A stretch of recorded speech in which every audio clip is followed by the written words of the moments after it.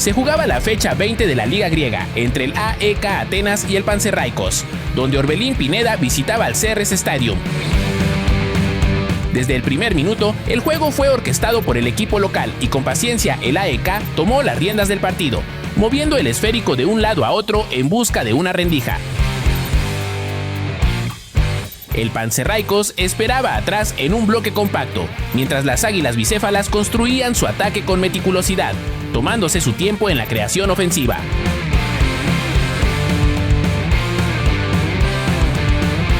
El mexicano Orbelín Pineda fue el futbolista encargado de distribuir el juego, apareciendo constantemente de mediocampo hacia adelante, buscando los espacios entre líneas con movimientos inteligentes y teniendo mucho contacto con la pelota.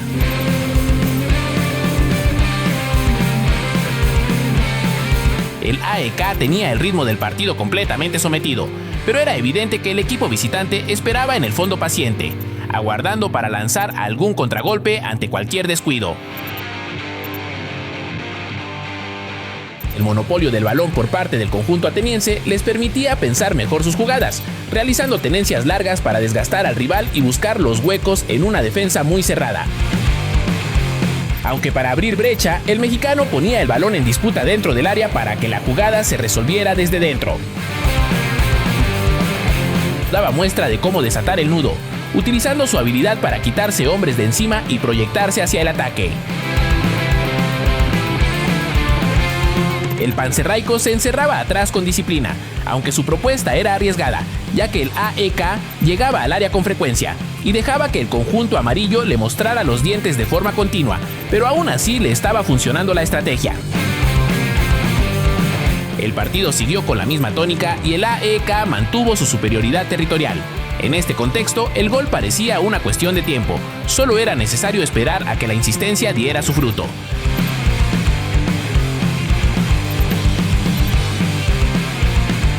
Así como el mexicano era clave en la creación, también era de los primeros en recuperar la pelota, presionando alto para evitar que su equipo fuera tomado mal parado en una posible transición rival.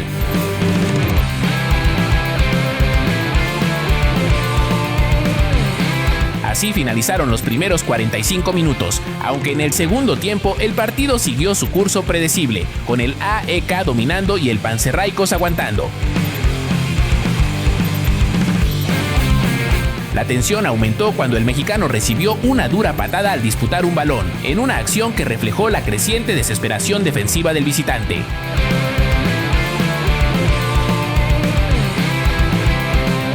El problema principal que enfrentaba el AEK era que el encuentro se había estancado en un punto muerto, y parecía que no encontraban las suficientes variantes para atravesar la dura línea defensiva de los locales. Más tarde el mexicano trató de incursionar en el área, haciendo un túnel en el proceso, pero Orbelín quiso engañar al árbitro, quien no le compró la falta.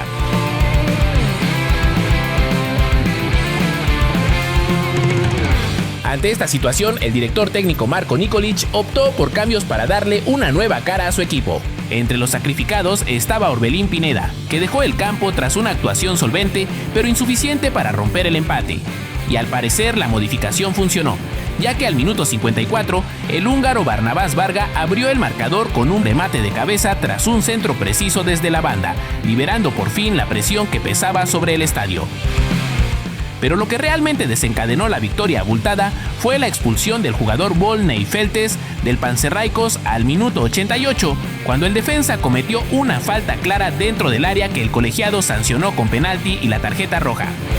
Marko Grujić fue el encargado de ejecutarlo, anotando con frialdad desde los 11 pasos para sentenciar el encuentro. Con el rival mermado, el desenlace fue una exhibición, pues el mismo Marko Grujić anotó el tercer gol, ganando con autoridad el salto en un tiro de esquina para cabecear a la red. La cereza del pastel la puso Barnabás Varga, que en el tiempo de descuento firmó su doblete y el cuarto tanto local tras una jugada colectiva. Así finalizó el juego con un contundente 4-0 que no refleja la resistencia ofrecida por el Pantserraikos durante más de una hora, pero que sí plasma la paciencia y la potencia ofensiva del AEK que supo esperar su momento.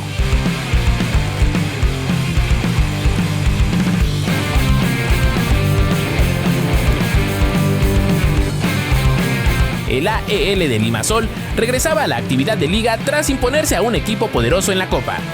Esta vez visitaban el hogar del Krasava. Guillermo Ochoa comenzaba el juego sirviendo como apoyo para sus compañeros, reiniciando la jugada en sus primeras posesiones. La defensa se comportaba correctamente, tenía formada la línea defensiva con orden. El portero mexicano capturaba sin problemas los intentos del Krasava por poner balones al espacio, manejando los primeros minutos hasta que su equipo se desconfiguró. Le ganaron la espalda a la defensa. El número 10 se llevó al mexicano en su salida, pero Memo se recuperó rápidamente y con la pierna le quitó el balón al delantero cuando este titubeó con la portería descubierta. No era claro si era fuera de lugar, pero la primera advertencia del partido la habían puesto los locales, mientras que los vestidos de negro no eran capaces de generar un juego ofensivo consistente. En un momento comprometieron a Paco Memo retrasando el balón con un pase que botó en el área, y aunque el cancerbero acabó resolviendo, estaba claro que el planteamiento del visitante no estaba dando resultados. Llegaba a un punto en el que eran incapaces de superar el medio campo y regalando la posesión del balón con mucha facilidad. La insistencia crecía sobre la meta del pentamundialista y hasta cierto punto el AEL buscaba sobrevivir como podía y esperar que un contragolpe los regresara al partido. La pelota parada, como en toda la temporada, ha sido incómoda para Ochoa y el Krasava estaba dispuesto a sacarle el máximo provecho. Desde un tiro de esquina por la izquierda, Ochoa ganó el balón en el salto, pero en el rechace el rebote lo tomó Issam Chebake, que de primera intención abrió fuego raso superando a defensa y portero. Se desmoronaron los jugadores de Limassol, pues solo 3 minutos más tarde, tras una jugada individual por la banda, Ivan Chavdarov apareció en el área y con un remate picado dejó parado a Memo. El equipo local se estaba dando un festín en los últimos instantes del primer tiempo. Eran momentos de incertidumbre en el cuadro de uniforme negro, que sobrevivió llevándose 2 goles al descanso. Pero cualquier intención de contestación tras los ajustes de medio tiempo iba a ser demolida con un pase largo y perfecto al espacio. El número 28 puso el balón al centro, donde su acompañante Algaz Simeva llegó con potencia para batir al portero azteca. La frustración y el desconcierto eran visibles en el lenguaje corporal de Memo, pues el equipo no tenía capacidad de reacción al frente, mientras que en la retaguardia los avisos llegaban a montones por pérdidas absurdas y falta de concentración. De hecho, a la hora de juego el Krasava le iba a clavar otro tanto, pero un fuera de lugar en el pase lo anulaba. El AEL trataría de rearmarse desde atrás, pero parecía que su destino estaba escrito. Ninguna jugada de consideración pudieron generarle al portero contrario, y sin importar si trataban por bajo o a través de pelotazos, el resultado sería el mismo. El Krasava ya no llegaba con la misma amenaza de antes y parecía dispuesto a esperar a los de Limassol para volver a castigarlos en transiciones. Los minutos se disolvían, y si bien Ochoa ensuciaba poco los guantes, era por la mala definición de los delanteros, que tuvieron oportunidad tras oportunidad, incluido otro gol anulado por posición antirreglamentaria.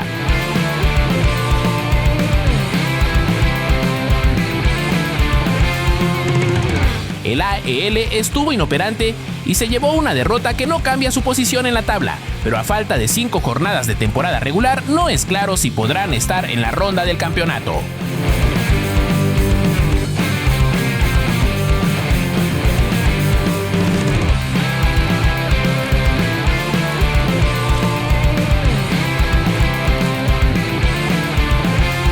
Cuarto partido consecutivo del Celtic jugando en su casa, y en esta ocasión el Livingston les pagaba la visita para la jornada 26. Julián Araujo, apoderado de la lateral derecha, proponía el primer pase vertical por su costado en un desarrollo de partido que desde los primeros minutos iba a estar decantado para los Boys. De hecho, Araujo realizaría un primer intento de disparo que entre 3 defensores interceptaron.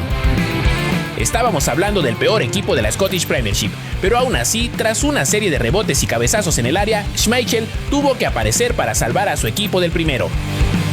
No era nuevo ver a equipos chicos envalentonándose en Celtic Park, pero hasta el momento el conjunto celta realizaba un buen trabajo para llevarlos a la equivocación y comenzar a tocar la puerta con fuerza.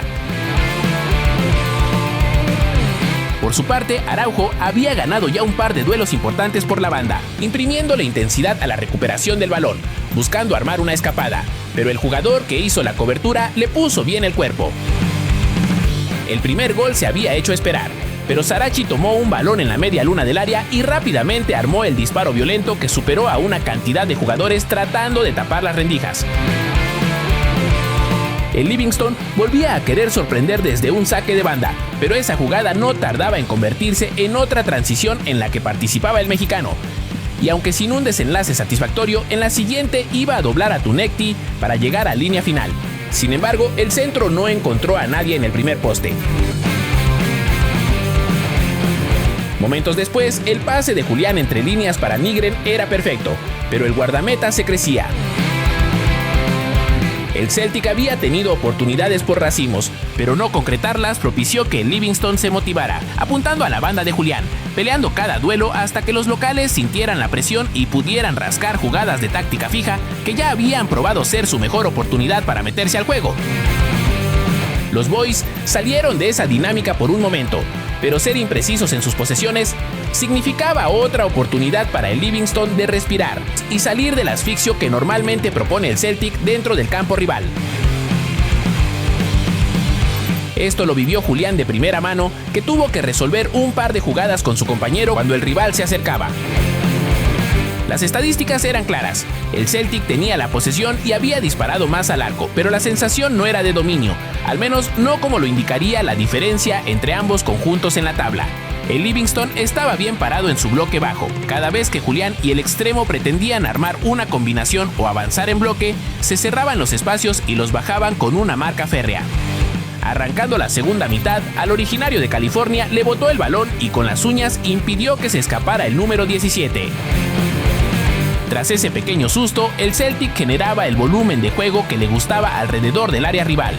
Julián marcaba el movimiento cuando su compañero encaraba y ponía un centro al área desde línea final, pero sin ventaja para el rematador. Estos tramos del partido, donde obligaban a sus rivales a hacer recorridos constantes y estar atentos a los movimientos o rompimientos a sus espaldas, hacían pensar que el segundo tanto era cuestión de tiempo. Araujo, que iba a ocupar el interior para avanzar, se metió en la boca del lobo y cuando lo despojaron del balón obligó a su capitán a cometer la falta táctica. Con esa falta, el Livingston avanzó como Dios les dio a entender, forzando un saque de banda y más adelante ganando un saque de banda porque el balón rebotó en el mexicano. La bola de nieve se hizo cada vez más grande y de la nada, el Livingston iba a sacar agua de las piedras, porque Reo Hatate cometía penal con una patada digna de las artes marciales de su país. El 9 de la visita lo clavó fuerte y al centro, y el partido se le ponía patas arriba a los Boys. Ahora, con la oportunidad de dar la sorpresa, el Livingston iba a aumentar la concentración y salir en largo para buscar otra pelota parada. Julián buscaba socios que le marcaran un movimiento o con los que armar una pared, pero fuera de que los marcadores hacían 2 contra 1, la calidad de los centros del mexicano en este partido dejó mucho que desear. Y no solo eso, porque comenzaba a dejar dudas en el control de balón. Resolvía la situación, pero eran acciones como esas las que cazaban los de playera amarilla. Pasaban los minutos y no se veía por dónde el Celtic podría penetrar en la muralla de jugadores que había levantado el oponente. Julián quiso hacer la individual pegado a la línea de cal, pero se le adelantó el balón y este salió por la línea de fondo. Reanudaban los celtas el juego y el Livingston ponía resistencia para no permitir que los encerraran. Por eso mismo, el mexicano le metía el cuerpo duro a un rival para impedirle que avanzara. Los visitantes se estiraban y aprovechaban para poner un pase al espacio en una jugada que moría cuando los defensores se posicionaban para poner el pecho a las balas. Una nueva pérdida al querer avanzar sería lo último que veríamos del lateral azteca, que dejaría su lugar para los cambios que llegaban a 10 minutos del final. Alex Oxlade-Chamberlain, que hacía su debut en el equipo, entró en su lugar y con un minuto de tiempo agregado recibía frente a la portería y colocaba su disparo en el segundo palo, dándole la victoria agónica al equipo del Trébol. Con un partido pendiente, están en el tercer lugar.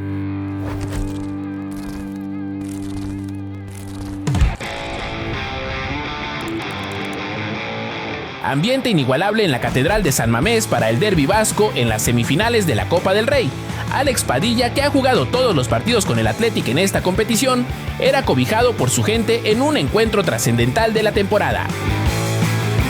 El partido iba a tardar en romperse y tal como se juegan los derbis en esta región del mundo, se disputaba en el medio campo, en cada falta para impedir avances.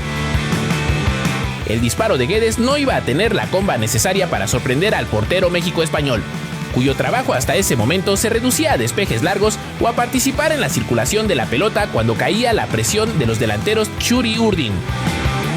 Soler irrumpía por el costado izquierdo, le hacían la pasada y en el servicio retrasado no había nadie para cerrar la pinza. Linda jugada de Leque para avanzar hacia el área, pero en su centro, Guruceta no pudo girar el cuello y darle dirección al remate. La contestación de la Real no se hizo esperar y Alex le echaba mucha vista al disparo de Mikel Oyarzábal.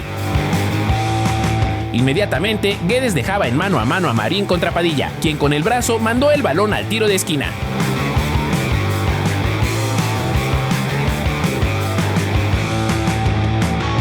Llegaba un periodo de paz en ambas áreas tras esos minutos de locura en los que la Real había tenido mejores sensaciones en el juego colectivo.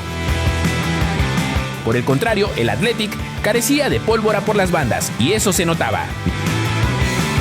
Mientras tanto, los visitantes cobraban un tiro libre desde la derecha que cruzaba el área, y en segundo palo, Martín picaba el balón con la cabeza y milagrosamente aparecía Padilla, impidiendo la caída de su meta hasta en 2 tiempos. El Athletic ya sufría el partido, paraba como podía el volumen de juego que le generaban en su campo y al momento de buscar los costados, Iñaki ya no tenía la velocidad para escaparse como en sus mejores años. Con más orgullo que buen fútbol, el Athletic puso otro balón en las manos del portero y el partido volvía a subir en intensidad. Un remate en el área tras un tiro de esquina lo controlaba Padilla, mientras los jugadores de la Real pedían una mano. Pero el VAR descartaba la jugada y seguían jugando. Para terminar la primera mitad, Iñaki encontraba espacio entre líneas. No obstante, el remate era muy centrado como para hacerle daño a Remiro. Alex no tenía descanso y la Real generaba una linda jugada con hasta 2 pantallas. El remate final de Oyarzábal lo detenía el México español con un lance espectacular y el rebote no lo aprovechaba Marín de forma increíble. Tenían los Leones que tratar de retomar la pelota, de impedirle a un equipo que ha resurgido tras un mal inicio de temporada continuar con la dinámica que tenía al momento de crear su juego. A través de dividir la pelota, de propiciar más duelos y tratar de ser intensos en ellos, quería retomar las sensaciones. Pero la manera de salir de la presión de esa forma era un volado, y podían acabar más abrumados de lo que pretendían. De hecho, Alex volvía a aparecer para embuchar otro remate en el corazón del área. Ni siquiera con la entrada de Nico Williams, los Leones iban a ser capaces de darle la vuelta a la situación. La batalla en intensidad la había ganado la Real, y cuando las respuestas no llegaron desde el banquillo, solo les quedaba aguantar. Un primer remate cerca del poste izquierdo del ex de Pumas avisaba lo que pasaría a continuación. Una pérdida en propio campo por un mal control le permitió a la Real agarrar a la defensa mal parada. Alex salía con todo para tapar la internada de Guedes, cometiendo incluso penal, pero Turrientes iba a ser quien terminaba el trabajo desde los 11 pasos. Era llamativa la cantidad de duelos por el aire que ganaba la Real y sobre todo las muestras de trabajo colectivo que iban dejando por la cancha. Alex quería poner a correr al más chico de los Williams, y eso hablaba de lo mal que estaba funcionando el aparato ofensivo en el campo, porque en algún punto del partido a eso tenía que recurrir el Athletic. A esperar un mal fildeo en una saga a la que no le intimidó el escenario. Nada le iba a salir a los Leones, que se llevaban un resultado muy adverso de casa. A inicios de marzo se resolverá esta eliminatoria en la Real Arena.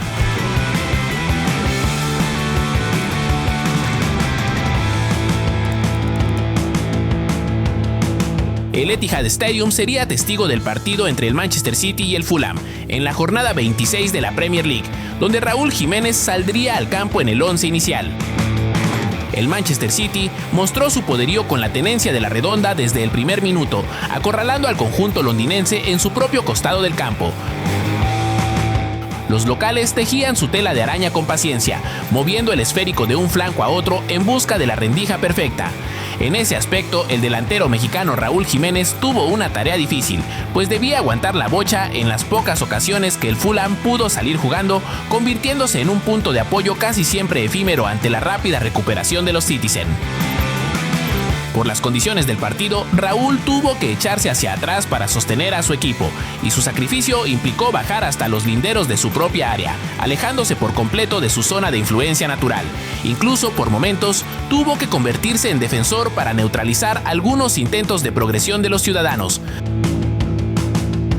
Más tarde, el Fulham logró hilvanar una jugada interesante, donde Jiménez influyó para desarrollarla, aguantando la marca y descargando con criterio, aunque al final el tiro sería tapado oportunamente por la defensa.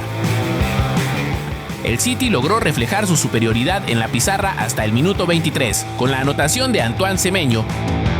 A pesar de estar condicionado, los Cottagers tenían sus latigazos, creando un par de contragolpes que generaron inquietud, como se ejemplificaba más tarde, pero que el portero atajaba en el fondo. Había entrega y sacrificio por parte del equipo visitante, pero cuando se juntaba el talento individual del Manchester City, eran letales, y así lo demostraron al minuto 30 con el gol de Nico O'Reilly, para incrementar la ventaja. El clima ya era hostil para los jugadores, pues la lluvia, cada vez más intensa, provocaba mayor fricción en cada choque, así que el Fulham tenía que sufrir por partida doble, por el esfuerzo titánico de estar eternamente detrás de la pelota y por las condiciones del terreno, que hacían más extenuante cada desplazamiento. Al minuto 38, Erling Haaland apareció para marcar su gol con un disparo raso y colocado que el arquero, pese a estirarse, no pudo detener. El 3-0 era un reflejo frío de lo que ocurría sobre el césped, pues se veía cada vez más complicado el panorama para los Cottagers. El mexicano tuvo su mejor opción al minuto 41 cuando le filtraron la pelota en el costado del área, pero al momento de definir, la esférica se fue por un costado, sin determinar si el toque fue un tiro o un pase. Posteriormente, el delantero tendría otra opción en el área, con un centro medido que cabeceó sin conseguir un contacto sólido con la frente. Lo mejor que le pudo pasar al Fulham es que se acabaran los primeros 45 minutos. El descanso era un bálsamo necesario, y esto pareció funcionar, ya que en la segunda parte el equipo visitante inició mejor esta fase. Si bien el juego no era brillante, al menos pudieron conectar con mayor fluidez, principalmente Raúl, que tuvo mejores acciones para organizar a su equipo al frente, jugando de poste y sirviendo de enlace. Su mejor oportunidad llegaría hasta el minuto 52, con un balón dividido por aire, pero el mexicano no se pudo acomodar para darle dirección al esférico. Más tarde, Jiménez robó un balón desde medio campo, iniciando una transición prometedora, pero lo que parecía una jugada interesante sería truncada por el buen regreso de los defensores del City. Raúl Jiménez sería sustituido al minuto 60, dejando el campo tras un partido muy complicado. Aunque ya no habría más cambios en el marcador finalizando el juego. Con este resultado, el Fulham se mantiene en el lugar 12 con 34 puntos.